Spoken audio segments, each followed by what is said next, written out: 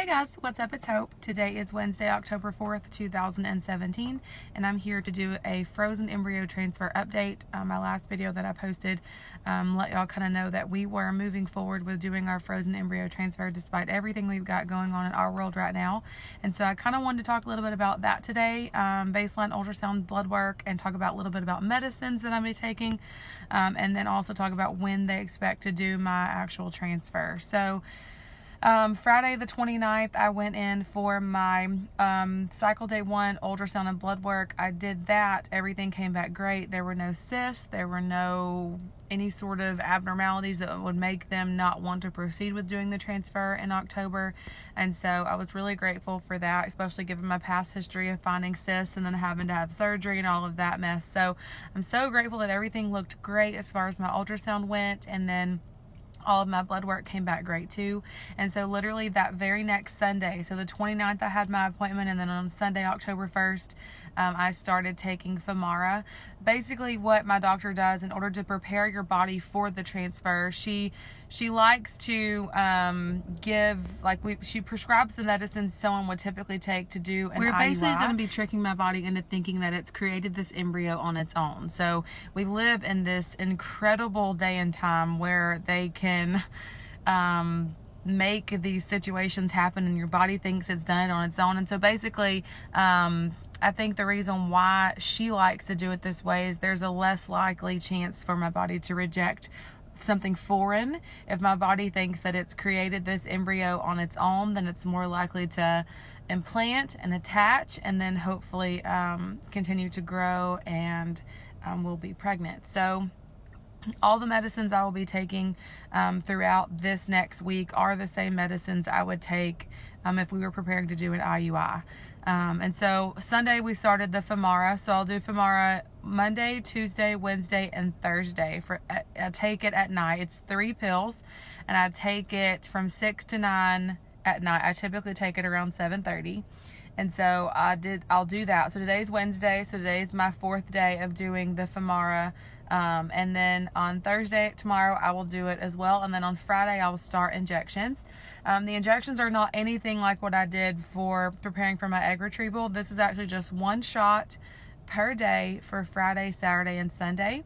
It's 150 units of Follistim. I will do 1 injection from 6 to 9 on Friday, another one on Saturday, and another one on Sunday. So the medicine is really not that bad, as like I said, compared to what I had to do and take and endure before my egg retrieval. So it's really just a week of medicine. So we're taking oral medicine the first 5 days, and then 3 days of injections. And then on Monday, October 9th, I'll go in for another ultrasound and more blood work to make sure everything looks great.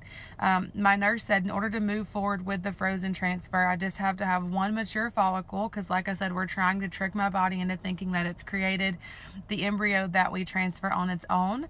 And so if I had 1 mature follicle, she said they would continue, like I said, to monitor me. So if I go on Monday the 9th and I don't have a mature follicle, at least 1, I'll probably have to do a couple more days of injections, and then they'll do another ultrasound and more blood work to determine what my levels are at that point. So I guess at this point, my really only solid information is what this week looks like through Sunday, and then on Monday the 9th, I'll go back for another ultrasound. And then, like I said, we just have to look for 1 mature follicle. If I have 1 mature follicle, then we'll proceed with doing the transfer.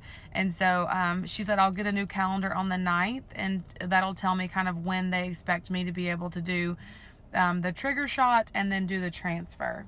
And so all of that will just be really super picky timing in reference to what my ultrasound and blood work looks like. And then they'll determine when to do the trigger shot and then when transfer will happen.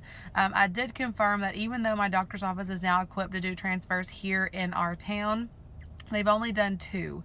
And so she said, you really kind of have to go through an approval process. They're really still trying to get all of their processes in place to be able to do them full time here. So we will still have to go to Houston to do the transfer, which is fine. I'd rather go somewhere where they've done it millions of times and had successes and not have any sort of issues that could come up where they don't really know how to sort through them or figure out what needs to happen to help out. So we'll be going to Houston the night before the transfer, staying in a hotel, doing the transfer that next morning, and then I believe it's 2 days of bed rest after the transfer. So I'll stay in a hotel the next 2 nights, and then I'll come home and be able to go back to work. And so, like I said, once I get my new calendar on the 9th, I'll be able to explain a little more about what is going to happen next. And then it'll be just waiting to find out if the embryo did implant and if we are pregnant. So I'll make sure to keep you all updated. If you will just keep us in your thoughts and prayers. I wanted to make sure and just update kind of what the medicines look like for this week. I'm also still taking my vitamins, a prenatal vitamin. I'm taking the DHEA vitamin. I'm taking vitamin D. I'm also taking calcium, and then I'm taking CoQ10. So there's kind of like a whole regime of vitamins that I'm taking right now. So taking all of those as well on top of the fertility medicine. But it's really not, like I said, as bad as, or not as bad, but it's not as complex as it was before my egg retrieval. So this I can handle. It's not a big deal. I've done it before. And so right now we are just getting ready to do our ultrasound on Monday the 9th. And I will check in with you guys and let you know how that goes and what the calendar looks like after the 9th whenever I go in. So thank you guys so much for all of your prayers and support. I will continue to update you as I have more information. And I will see you guys soon. Bye.